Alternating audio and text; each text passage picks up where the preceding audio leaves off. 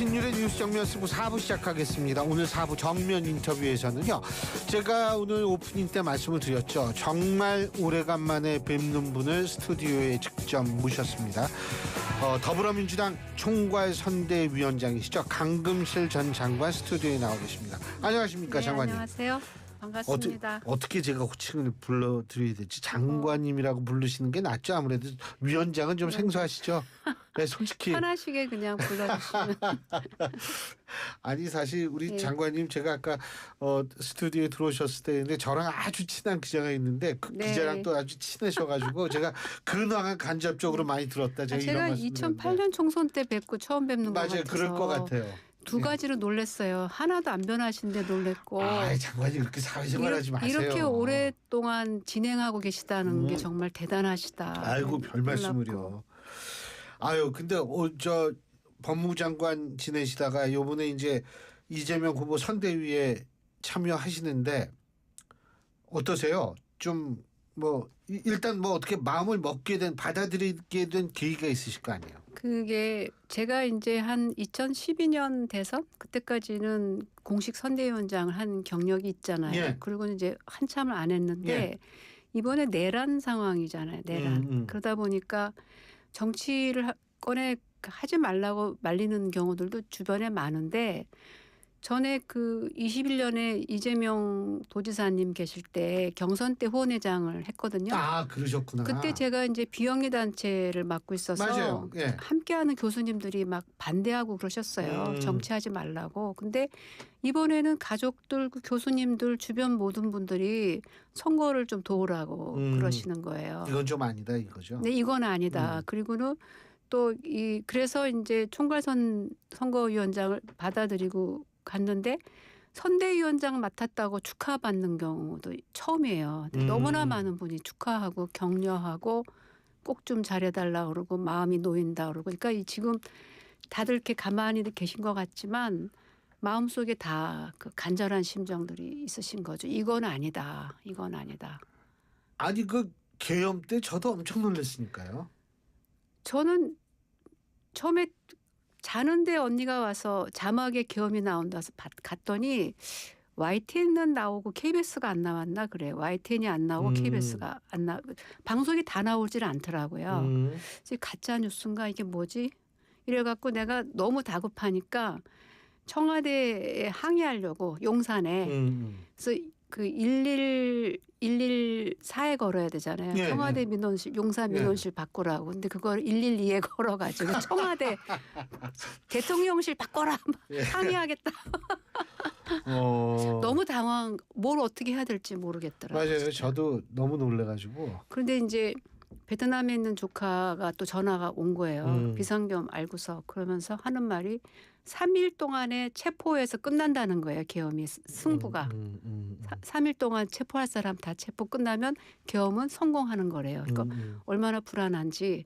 그래도 민주당에 또 옛날에 데모했던 분들 예. 계엄 겪은 분들이 있으니까 아는 분한테 막 전화해서 국회의장과 이재명 대표가 제일 중요하다. 꼭 좀 보호해다하고 막 우왕좌왕했죠. 근데 그 텔레비 보는데 그냥 앞에서 시간이 가면서 몇 시간 보고 있자니 그때 그 심정을 정말 맞아요. 얼마나 많은 국민들이 그 국회에서 계엄 해제 결의안이 통과가 됐는데 좀 한참 있다가 이 해제 선언이 나왔잖아요. 네. 그 사이도 상당히 좀 그랬는데 자 그런 상황에서 지금 그것 때문에 벌어진 대선인데 사실은 어떻게 그 좀 이렇게 민심 같은 거 이렇게 현장에도 가서 보시고 그러시면 아직 어떠세요? 제가 지방 요새까지는 안 갔는데 요새 하여간 서울에서도 하잖아요. 서울에서도 지나가는 분들이 와서 이렇게 반색하시고 경우에 따라서는 대구이시고 국민의힘인 분들도 막 반갑다고 반색하시고 어디 뭐 역에 가면 여기 옆에 있는 분들이 아는 척을 많이 하시는데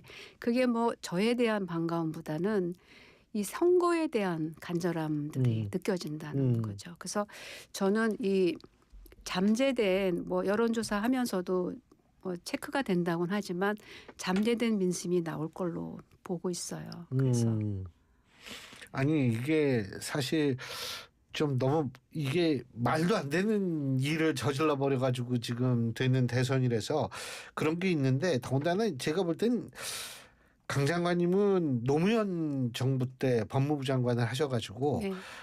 뭐 진보 보수 떠나서 다 노무현 정부에 대해서 사람들이 애틋한 이 마음을 갖는 그리움이 분들이 있죠. 많거든요. 네. 그러니까 아마 더 반가워하지 않을까 이런 생각도 네. 들어요. 네. 그런데 지금 이제 보니까 이재명 후보를 돕겠다고 뭐 많은 사람들이 좀 가는 것 같아요. 예를 들면 대표적인 게 김상욱 의원이라든지 오늘 그랬죠. 유세까지 예. 하셨죠. 예. 그리고 뭐 일부 본인들은 부정을 하는데 홍준표 전 시장도 이름이 자꾸 나오잖아요. 네. 어떻게 보세요? 많이 본인은 아니라고 얘기를 하고 이재명 후보 캠프 측에서도 아니라고 얘기는 하지만 그런 분 이렇게 뭐 같이 일을 하게 되면 좀 어떻게 평가하세요? 저는 당연한 현상이라고 봐요. 그리고 이제 오늘 아침 저희 더불어민주당 선대위 회의에서도 이현주 의원이 민주보수라는 표현을 썼는데 지금 진보 보수의 싸움이 아니라 헌정 질서를 깨고 민주적 기본 질서를 깬 분들과의 싸움이기 때문에 근데 이게 지금 국민의힘 안에 막 뒤엉켜 있잖아요. 뭐 탄핵 찬성한 분도 있고 반대한 분도 있고 그냥 뭐 이렇게 윤석열 그분이 오늘도 막 아직도 전화를 하고 계시대요. 네, 후보 예. 도와주라고. 그러니까 이런 상황이 이거는 아니지 않냐는 게 진짜 보수이신 분들이 그래서 막 이렇게 우시기도 했다고 하더라고 현장에서 그 이현주 의원이 만났던 분들은 그러니까 보수가 무너진 거에 대한 아픔이 너무 크실 것 같아요. 사실은 보수가 헌법을 지키고 그래도 좀 당당하게 이 나라를 세웠고 우리가 맡아간다는 그 당당함도 있고 근데 이게 헌법이 다 망가지고 엉망진창이 됐으니 그거를 좀 누르고 계시다가 홍준표 전 지사님도 지금 와서 솔직한 심정을 얘기하시는 것 같고 김상욱 의원 같은 분들도 민주적 기본 질서를 지키는 게 보수거든요. 자유민주적 그렇죠. 기본 질서. 법치죠. 네. 나는 자유민주적 기본 질서를 지키는 보수라고 자부하시는 분들은 가슴이 이루 말할 수 없이 상처가 깊으실 것 같다는 생각이 있어요. 그래서 보수 쪽에서 이재명 후보 보고 지지하고 하는 게 저는 자연스럽다고 생각해요. 왜냐하면 이 후보님 발언을 보면은 굉장히 정확하게 짚거든요. 국민주권주의, 대통령은 심부름꾼, 그리고 보수는 뭐냐 헌법을 지키는데 저들이 내란을 일으켜서 이거 무너뜨렸으니 민주당이 지켜야 된다. 지금 우리가 보수 역할을 해야 된다. 거기에 공감하시는 거라고 보거든요. 그래서 이게 무너졌기 때문에 민주적 기본 질서가 무너진 채로 6개월째 가고 있잖아요. 그래서 이게 한 번은 정비가 된 다음에 새롭게 출발하는 그래서 진짜 대한민국 그런 이제 슬로건도 나오게 되는 거죠. 그 조갑재 이 대표님이나 아니면 정규재 전 주필님이나 이런 분들도 이재명 대표에 대해서 이제 좀 긍정적으로 평가를 많이 하고 계시더라고요. 네. 예, 그분들이 이제 진보에서 나름대로 상징성도 가지고 있고 이런 분들 아니에요. 아니 보수에서. 네. 예, 그렇기 때문에 그분들 말이 너무 정확하고 깊이가 있으시더라고요. 예. 실견이. 그런 상황인 거예요 지금. 보수가 무너진 상황이지 뭐 민주당이 득이 되고 이런 문제가 아니에요 사실은. 그래서 사실 이게 근데 제가 아까 그 2분가 그때도 말씀드렸는데 3대 미스터리가 제가 그런 게 첫째 윤석열 전 대통령이 아직 버티고 있는 거 국민의힘에서요. 둘째 지금 사실상 탄핵당한 쫓겨난 대통령인데 그쪽과 관련이 있는 세력들이 아직도 주류로 남아있다라는 이런 현상들은 이게 어떻게 과거에는 사실은 박근혜 전 대통령 탄핵됐을 때 친박들이 금방 이게 좀 몰라 그랬었거든요. 그러니까 그 당시에 그걸 수긍했던 탄핵을 합당하다고 수긍했던 후유증 때문에 이번에는 반대로 행동한다고 하지만 이해할 수 없는 거죠. 이렇게까지 탄핵을 반대할 때부터 근데 그게 이제 공천 이런 문제가 있겠죠. 향후에 임기 3년 남은 국회의원들이 전부 윤석열 대통령 때 된 분들이고 쫓아갈 수밖에 없는지는 모르지만 이해할 수 없는 건 저도 마찬가지예요. 누구 실명을 밝히긴 그렇지만 너무 잘하는 국회의원들이 있거든요. 근데 왜 저렇게까지 발언을 하는지 이해할 수가 없는 거예요. 저야말로 정말 이해하려고 노력하는데 이해할 수가 없는데 이번 계엄이 놀라운 게 그날 밤도 놀라웠는데 그 후에 국민의힘의 여러 가지 언행, 헌법재판소 공격하고 예. 탄핵을 반대하고 그리고 그 아스팔트 집회라고 하죠. 정광훈 목사나 이런 뭐 구구 세력이라고도 부르죠. 그런 분들 집회에도 기꺼이 가고 대통령 체포영장 집행에도 막아서고 불법을 선동한 거나 다름없잖아요. 서부지법 폭동나죠. 또 검찰총장이 또 뭐 즉시한 거 포기하고 풀어주죠. 이 일련의 행위들이 우리가 계속되니까 그래서 내란이 끝나지 않았다. 내란을 종식하자는 얘기가 나오게 되고 많은 국민들이 계속 놀래고 불안하고 그래요. 그래서 제가 총괄선대위원장 맡은 게 그 29일이었고요. 30일에 출범식하고 1일에 이제 대법원 사태가 났는데 그때만 해도 이제 놀랄 일은 좀 끝난 것 같은 느낌이 좀 있었거든요. 그래서 저는 불안합니다. 뭔 일이 또 생길지 모르겠어요. 그랬는데 5월 1일 날 휴일이라서 아는 분이 이제 출연한다고 그래갖고 뮤지컬 티켓을 일부러 사서 조카 예. 부부하고 점심 때 이러고 있다가 못 갔어요. 뮤지컬도 못 가고 너무 놀래가지고. 그러니까 이게 놀라움이 연속인데 이게 너무 집요하다. 그러니까 계엄을 일으킨 게 뭐 한동안 계몽령이란 말도 나왔지만 너무나 의도된 것이고 그 계엄을 의도하는 그 전략 그대로 계속해서 유지하려고 든다. 이게 언제 끝날지 모르겠다는 느낌이 있어요. 그래서 6월 3일 대선은 크게 한번 끝나는 거지만 그것으로 과연 끝나겠는가 이 의문이 있죠. 저는. 왜냐하면 적극적으로 국민의힘이 나서서 탄핵을 반대해서 이게 더 문제가 커졌다고 보는데 그분들이 계속 3년 내내 국회의원 하시잖아요. 그래서 저는 정치적인 뭐 안목이 제가 있는 건 아니지만 상당히 좀 쉽지 않다. 근데 자꾸 국민들과 함께 넘어가고 또 넘어가야 된다. 그래도 어쨌거나 가고 있잖아요. 좋은 방향으로 우리 많은 국민께서 합의하는 국민주권과 민주주의 회복의 방향으로 가고 있으니까 지치지 않고 함께 가는 게 중요하다고 생각해요. 그 이재명 대표도 깨끗한 법정 뭐 이런 표현을 쓰시던데 그죠? 그게 지금 장관님께서 말씀하신 그런 거에 연장선상이라고 이해하면 될까요? 그 맥락을 제가 정확하게는 못 봤지만 이 내란 재판에 대한 불안감이 있는 거죠. 첫째 수사도 안 됐고 윤석열이라는 내란 범죄자에 대해서 조사 한번 못했어요. 저희가. 수사가 제대로 안 됐고. 공수처 수사는 거부했죠. 그죠? 거부했고 넘어가서는 또 그 법적인 구조 때문에 검찰이 수사를 못했고 수사 한 번도 진술조사 한 번 받지 못한 수사가 지금 미비한 상황이죠. 내란이 전모가 밝혀지지 않았죠. 그리고 뭐 청와대에 있다는 서버에 대해서도 계속 대통령실이 영장 집행 못하게. 그래서 뭐 전모도 밝혀지지 않은 상황에서 내란 재판이 시작됐는데 구속 취소 결정이 되고 나서 국민들이 되게 불안해하는 거죠.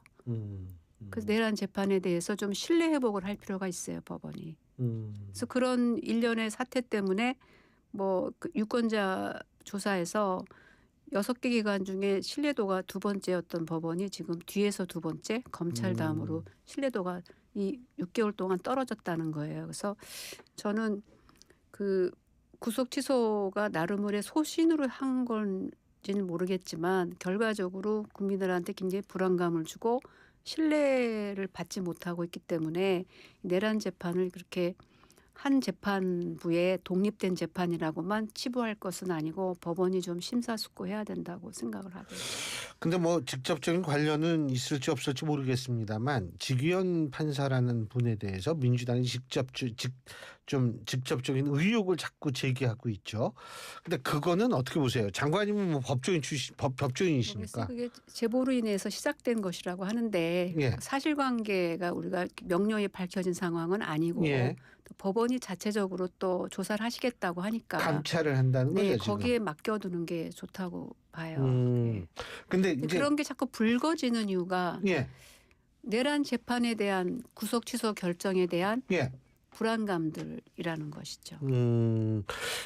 그러니까 그 불안감하고 연결이 되는데 일각에서는 이제 지금 민주당에서는 뭐 사진이 그 집판사랑 같이 뭐 찍힌 사진이 뭐 있다 뭐 그거를 뭐 이 사법부 법원에 감찰반에 뭐 제출한다 뭐 이런 얘기가 있는데 그거 뭐 일각에서는 왜 터뜨렸으면 그런 사진을 아예 그냥 하는 거 좋지 않았을까 이런. 신중하게 해야 된다는 생각이 있겠죠. 의원들이. 그리고 예. 법원이 감찰을 한다고 하면은 거기에 좀 맡기는 게 지금은 맞다고 봐요. 그리고 또 한 가지는 이제 그 저 민주당에서 이제 여러 가지 형사소송법 개정안 네, 뭐 네. 이것도 지금 추진하고 있고 그다음에 공직선거법 개정안도 네. 추진. 그건 이제 허위사실 유포 이거 빼는 거죠. 네. 그거 어떻게 보세요? 형사소송법 헌법 84조를 그것 지금 때문에 그것 때문에 하는 거죠. 그게 이제 대통령 된 다음에도 재판 받으라는 논란을 벌이니까 개정이 필요해지는 명료하게 하기 위해서 공직선거법도 배경이 이제 두 가지로 볼 수 있는 게 그 법리적으로는 그 행위라는 게 보통 공직선거법의 허위사실 공표라는 게 경력, 뭐 학력, 그다음에 재산 이런 정보거든요. 근데 행위는 정보가 아니고 행위 액션이다 보니까 이게 유죄냐, 무죄냐, 뭐 허위사실이냐 아니냐가 너무 논란이 되는 거죠. 그래서 헌법재판소도 굉장히 제한적으로 자질과 관계된 객관적 사실 일대 문제 삼으라고 제한적 해석을 하기 때문에 그 부분에 대한 이제 법리적인 이제 이건 위헌이다 아니다 논란이 좀 있는 것이고요.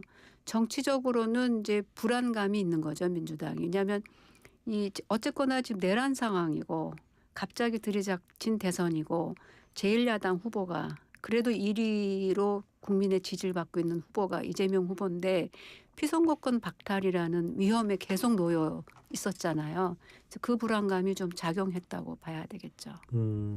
그리고 뭐 그게 당론은 아니지만 민주당 당론은 일각에서는 아니죠. 일각에서는 대법원 판사 대법관들도 한 100명 정도로 늘리자 이런 얘기도 나오고 있는데 동의하십니까?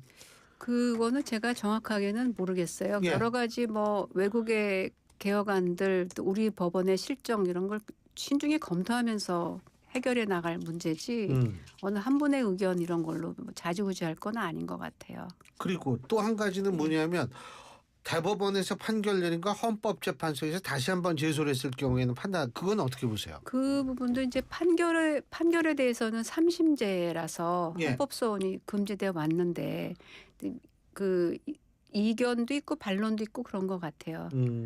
그러니까 그 법적 안정성을 위해서는 계속 유지돼야 된다는 의견도 있지만 또 헌법재판소 측에서는 일정한 범위 내에서는 또 헌법소원이 가능하게 하자는 의견도 있는 것 같고 그런 거에 대해서 제가 뭐 깊이 있게 생각은 안 해봤기 때문에 여기서 뭐 정답 말씀드리기는 어려울 것 같고요. 장관님은 법무부 장관을 지내셨기 때문에 검찰 개혁의 방향 같은 경우에는 좀 고민을 해보셨을 것 같아요. 검찰 개혁의 방향은 뭐 영구불변의 원칙이 견제와 균형이죠. 예. 그 문제에서 참여정부 때도 이제 고민이 많았던 건데 지금은 또 상황이 좀 바뀌었거든요. 그 수사권을 가진 기관이 3개가 됐기 때문에 예. 다른 방식의 여러 가지 개혁안이 나올 수가 있는 것이고 제가 진짜 말씀드리고 싶은 거는 윤석열 정부가 검찰을 너무 망해 먹었어요. 이렇게 말하면 안 아 되지만. 괜찮아요? 아 이거 뭐 비속어도 아닌데요. 뭐. 눈에 보이더라고요. 예. 검찰총장을 직전까지 했던 분이 대통령 가서 민정수석 법무부 장관 검찰총장을 더군다나 진짜 저는 문제라고 보는 게 제 경험상 검찰 인사가 1, 2년에 한 번씩 열리는데 총장이 된 이후 지금까지 6년 가까이 윤석열이 인사를 한 거예요. 그러면 그 인사가 그리고 그분이 총장 할 때도 본인이 친한 사람들만 인사를 챙긴다고 비판을 받았거든요. 공정한 인사가 아니었다. 근데 6년을 이미 했어요. 6번 이상을. 어떻게 됐겠어요, 그 결과가. 그래서 검찰로서는 굉장히 이제 큰 불행이에요. 윤석열 검찰총장이 바로 정치에 뛰어들어서 대통령이 된 게 검찰도 불행이고 전 국민이 지금 불행한 거예요. 저는 진짜 반대하고 싶었는데. 끝으로 간단하게 한 가지 공수처를 확대해야 된다고 보십니까? 지금으로서는 이제 공수처가 시작될 때는 찬반 양론이 있었지만 예. 지금으로서는 공수처를 이제 많이 활성화하는 방향을 좀 감안해야 된다고 생각해요. 근데 지금은 조금 좀 수사 역량이 떨어진다 뭐 여러 가지 비판이 나왔잖아요. 너무 초기잖아요. 너무 초기에 수사권이 이렇게 분화가 됐는데 너무 초기에 너무 큰 사건이 들이닥친 거죠. 지금 그렇잖아요. 검찰도 경찰 국가수사본부도 공수처도 더구나 공수처는 그 윤석열 정부가 협조를 안 했고 또 총리 대통령 권한대행들이 그나마 해줘야 되는 검사 인사도 안 해주고 수사를 못 하겠다는 거 아니에요. 근데 저는 지금 생각에는 고위공직자 수사처가 그래도 버텨줬기 때문에 그거를 이제 와서 뭐 존립을 얘기할 건 아니고 중심으로 가야 된다는 생각이 좀 있어요. 인원수 좀 늘리고 네. 그죠? 정상적으로. 예, 알겠습니다. 아니 요새 하도 이게 모든 게 어수선하니까요. 네, 네. 예, 알겠습니다. 그 장관님이 또 이렇게 좀 나와줘가지고 말씀을 해주시니까 조금 그래도 이게 이렇게 돌아가면 되겠구나라고 생각하시는 분들 많을 겁니다. 오늘 이렇게 나와주셔서 고맙습니다. 감사합니다. 예. 감사합니다. 예, 지금까지 더불어민주당 총괄선대위원장을 맡고 계시죠. 강금실 전 장관과 함께했습니다.